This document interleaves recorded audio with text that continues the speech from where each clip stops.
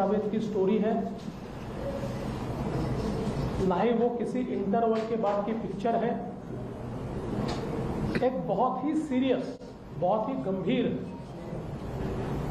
और एक प्रकार से राष्ट्र की सुरक्षा से जुड़ा हुआ मसला है। पहले मैं दो कैरेक्टर्स के बारे में आपको बताना चाहता हूं। उसमें से एक है सरदार शाह वली खान। सरदार शाह वली खान ये 1993 बॉम्ब ब्लास्ट के गुनहगार हैं। इनको लाइफ इंप्रिजनमेंट हुई है और अभी ये जेल में है। इनकी लाइफ इंप्रिजनमेंट सुप्रीम कोर्ट ने कायम की है। अब जो सरदार शाह वली खान है, इनके ऊपर आरोप क्या था? तो इनके ऊपर आरोप था टाइगर मेमन के नेतृत्व में ये फायर ट्रेनिंग में सहभागी हुए, बॉम्बे स्टॉक एक्सचेंज और मुंबई महानगर पालिका, ये दोनों बिल्डिंग में बॉम्ब कहां रखना, इसकी रेकी ये शाह वली खान ने की थी। टाइगर मेमन के घर बम विस्फोट का जो कारस्थान हुआ, उसकी मीटिंग में वे मौजूद थे। पूरे कारस्थान की जानकारी उनको थी। अल हुसैनी बिल्डिंग में टाइगर मेमन के घर गाड़ियों के अंदर जो आरडीएक्स भरा गया, वो आरडीएक्स भरने वाले ये शाह वली खान थे। और इसमें जो प्रत्यक्षदर्शी साक्षीदार है या जिन्होंने इसमें सरकारी गवाह के रूप में काम किया, ऐसे लोगों ने इस बारे में पूरी बयान और पुष्टि करने के बाद कोर्ट ने इनको लाइफ इंप्रिजनमेंट दी और अब ये जेल में है। दूसरा कैरेक्टर है मोहम्मद सलीम इशाक पटेल उर्फ सलीम पटेल। ये जो सलीम पटेल है,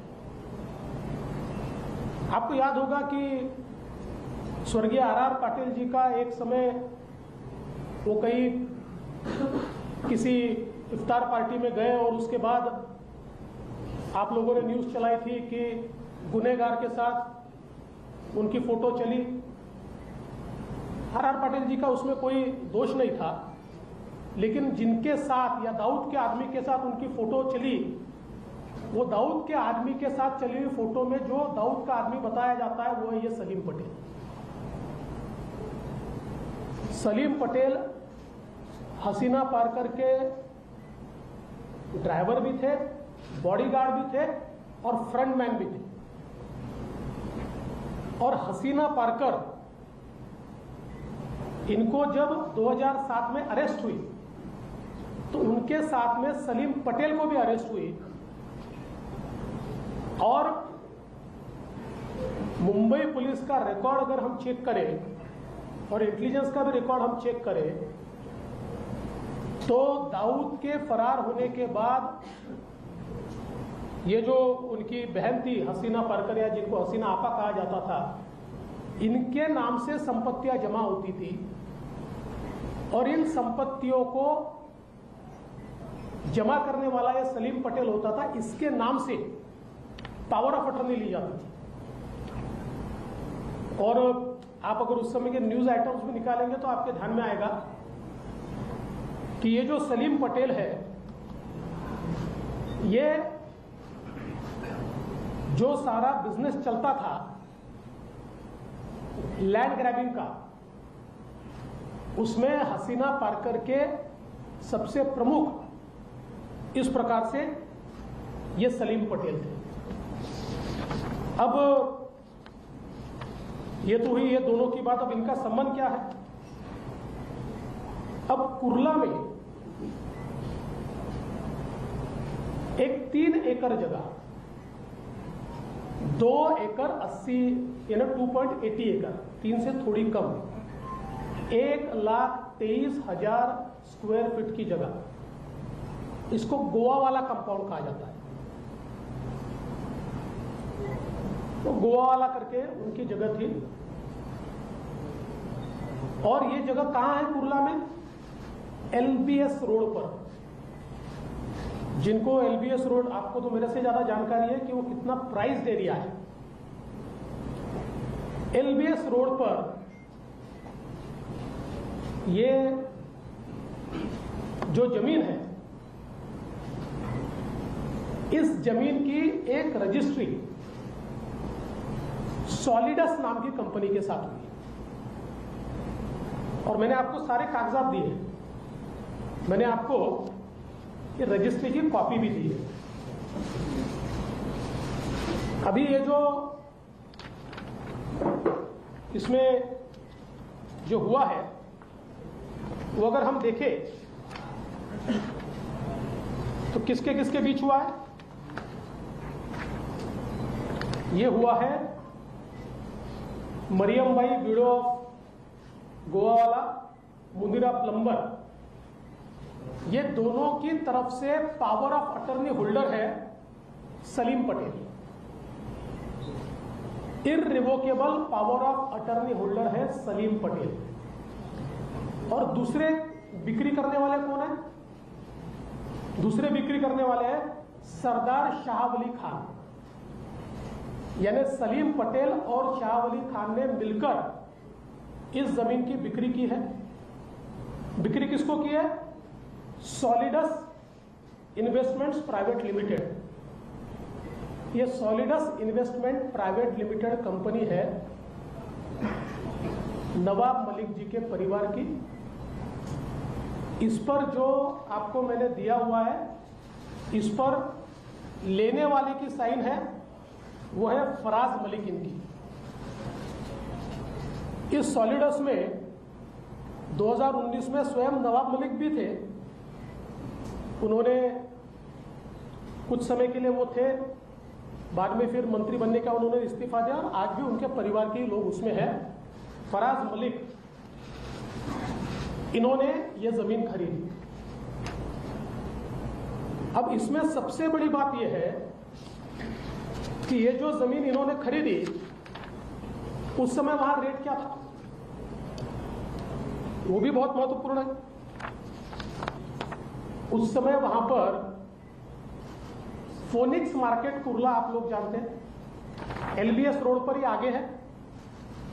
उसी साल, उसी समय 2005 में इसकी खरीद हुई है 2053 पर स्क्वायर फीट, यानी 2000 रुपए स्क्वायर फीट से।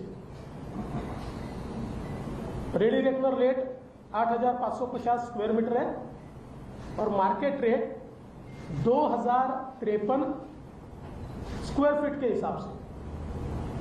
और ये जो अंडरवर्ल्ड के लोगों से खरीदी गई land,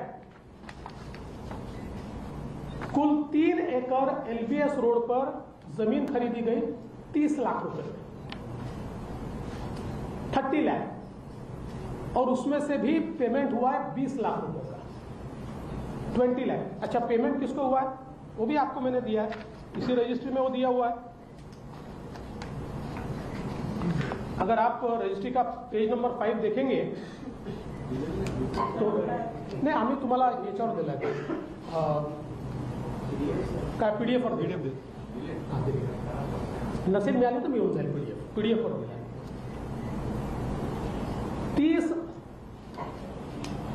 30 lakh. Now this indenture witness that in consideration of sum of 30 lakhs paid on the execution of these presents to the owner as per following particular. Rupees 15 lakh किसको मिले?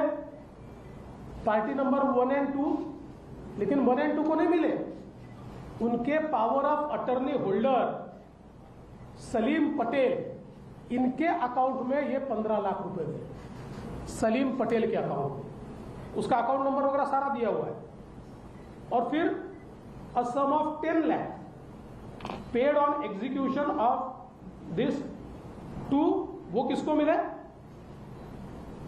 वो मिले शाह वली खान, वो सरदार खान कहते हैं उनको, सरदार खान को मिले। और इसमें भी आगे अगर आप देखेंगे, पीछे में मैंने सारी चीजें लगाई है, उनके फोटो वोटो सभी है जो खरीद की है। इसमें रिसिप्ट भी लगी हुई है और रिसिप्ट में आप देखेंगे तो मोहम्मद सलीम पटेल की पूरी 15 लाख की रिसिप्ट है और सरदार शाह वली इनके 5 लाख की, और 5 लाख बाद में दिए जाएंगे लिखा हुआ है। ऐसे कुल मिलाकर 20 लाख रुपए में एलबीएस रोड पर 3 एकड़ की जमीन। अच्छा, इसमें भी वो तो एक अलग है, इतने कागजात मेरे पास, आप लोगों को कंफ्यूज नहीं करना चाहता हूं, इसलिए सारे कागजात नहीं दे रहा हूं। लेकिन अब इसकी रजिस्ट्री जब करनी थी तो एडजुडिकेशन किया और एडजुडिकेशन करके उसमें फेक टेनेंट दिखाया। टेनेंट पावर ऑफ अटर्नी में अलग है और जो रजिस्ट्री उसमें अलग है, और एक्चुअल जब नक्शा डाला वो भी मेरे पास है, तो उस समय तो बड़ी जगह खाली है वहां पर, वो सारी चीजें। तो ये एडजुडिकेशन में इसकी कीमत कम दिखाने के लिए ये सारी चीजें की और इसकी कीमत 3.5 करोड़ रुपया दिखाई एडजुडिकेशन में, ताकि स्टैंप ड्यूटी कम पैसे पर भरनी पड़े। मतलब 8,500 का ready reckoner rate square metre का, 2,000 पर स्क्वायर फीट का मार्केट रेट, और उसको खरीदा जा रहा है 25 रुपया स्क्वायर फीट से, और एक्चुअल पेमेंट हो रहा है 15 रुपया स्क्वायर फीट से। अब मेरा सवाल यह उठता है कि आप नवाब मलिक जी 2003 में जब यह सौदा शुरू हुआ और 5 में समाप्त हुआ, आप मिनिस्टर थे। यह जरूर है कि अंतिम रजिस्ट्री हुई उससे थोड़े समय पहले आपको जस्टिस सावंत के रिपोर्ट में आपके ऊपर स्ट्रिक्चर्स आए, इसलिए अपना पद छोड़ना पड़ा। पर क्या आप जानते नहीं थे सलीम पटेल कौन है? और सबसे बड़ी बात, मुंबई के गुनहगारों से आपने जमीन क्यों खरीदी? मुंबई में बम विस्फोट करने वालों से आपने जमीन क्यों खरीदी? और ऐसी कौन सी बात थी जिसके कारण ये मुंबई के गुनहगारों ने एलबीएस रोड पर 3 एकड़ की जमीन आपको 20 लाख रुपए में दे दी? सवाल ये उठता है कि इनके ऊपर टाड़ा था, टाड़ा उस समय, शायद बेल पर बाहर आए होंगे इसलिए वो कर पाए, वो अभी उसमें असर्टन नहीं कर पाया, इनके ऊपर टाड़ा लगा था। और टाड़ा का अगर आप कानून देखें तो टाड़ा के कानून में टाड़ा का जो आरोपी होता है या कन्विक्ट होता है उसकी सारी प्रॉपर्टी सरकार जब्त करती है, उसको सरकार जब्त करने का प्रावधान है। तो क्या ये टाड़ा के आरोपी की प्रॉपर्टी जब्त न हो इसलिए फिक्टिशियस कंसिडरेशन के ऊपर आपको ट्रांसफर की गई? और हम अगर ये देखें तो इसमें बहुत स्पष्ट रूप से ये दिखाई पड़ता है कि ये जो सारा व्यवहार हुआ है, इस व्यवहार में तो इतनी उथल पुथल है कि आप लोग हैरान रह जाएंगे। मैं वापस कहता हूं कि आप लोगों को कंफ्यूज नहीं करना चाहता, क्योंकि 2003 में इसी प्रॉपर्टी में वो टेनेंट भी बने, उन्होंने अपने टेनेंसी ट्रांसफर भी की, वापस उन्होंने उसको खरीदा, और इसलिए ये सीधा संबंध अंडरवर्ल्ड से दिखाई देता। आपने अंडरवर्ल्ड से, और उसमें भी मुझे इस बात का दुख है, आप मुंबई की उस विभीषिका को याद कीजिए जिस समय मुंबई में बम विस्फोट में हमारे मुंबईकरों के चीथड़े उड़ते हुए हमने देखे, चीथड़े। और हमारे चीथड़े उड़ाने वाले में जिन्होंने आरडीएक्स भरा, जिन्होंने कॉन्स्पिरेसी रची, जिन्होंने रेकी की, ऐसे व्यक्ति के साथ आप व्यवहार करते हो, बिजनेस करते हो। पर इतना ही नहीं है, ऐसी कुल मिलाकर मुझे 5 प्रॉपर्टीज छपड़ी है, जिनमें से 4 में तो 100% अंडरवर्ल्ड का एंगल है, और ये 2005 से लेकर अभी तक की है, 2 साल पहले तक की है। 100% 4 प्रॉपर्टीज में अंडरवर्ल्ड का एंगल है। किंतु जैसा मैंने कहा, न ये मेरे लिए सलीम जावेद की स्टोरी है, न इंटरवल के बाद का पिक्चर है। तो ये सारे मेरे पास जो सबूत है वो कॉम्पिटेंट अथॉरिटी को मैं दूंगा, और कॉम्पिटेंट अथॉरिटी उसकी जांच करेगी। और जैसा मैंने घोषित किया था, ये सारे सबूत राष्ट्रवादी कांग्रेस पार्टी के प्रेसिडेंट श्री शरद पवार जी को भी मैं देने वाला हूं, ताकि उनको भी पता चले कि उनके मंत्रियों ने क्या गुण खिलाए हैं। आज आपल्या समोर पोलीस अधिकाऱ्यांना देणार की थांबा, आता मराठी उद्या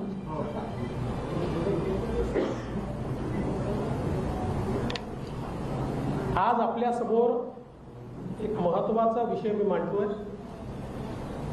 पहिल्यांदा 2 व्यक्तींची माहिती आपल्याला देतो।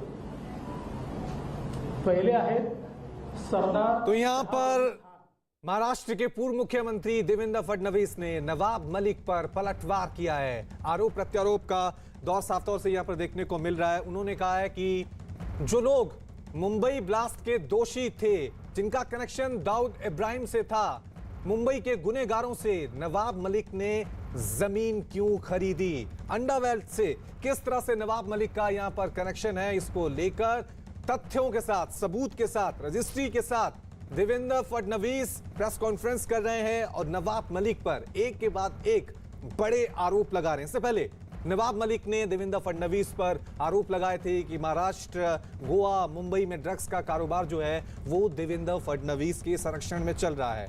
उसके बाद देवेंद्र फडणवीस ने कहा था कि ये तो फुलझड़ी फोड़ी आपने दिवाली से पहले, दिवाली के बाद हम बड़ा धमाका करेंगे। इंतजार था कि देवेंद्र फडणवीस नवाब मलिक पर किस तरह से बड़े आरोप लगाते हैं। उन्होंने अंडरवर्ल्ड से कनेक्शन को लेकर नवाब मलिक पर यहां पर बड़े आरोप लगाए हैं। अब देखना यह है कि इन आरोपों पर नवाब मलिक का क्या जवाब सामने आता है।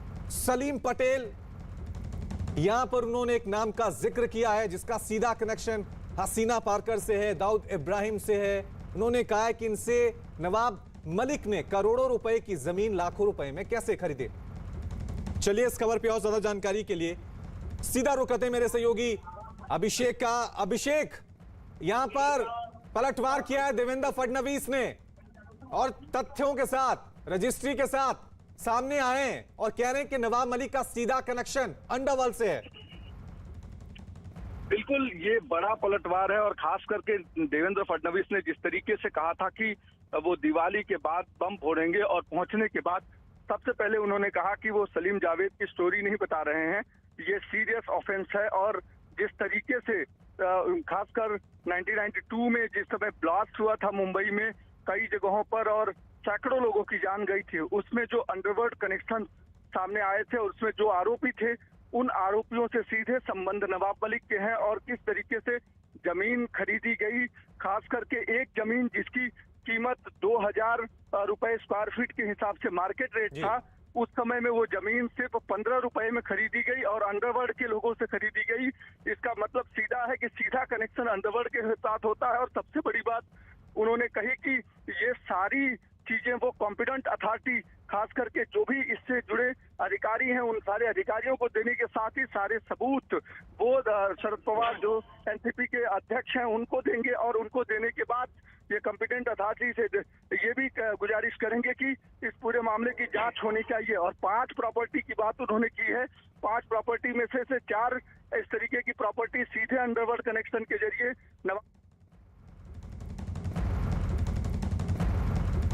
के डिप्टी सीएम सुखजिंदर रंधावा के दामाद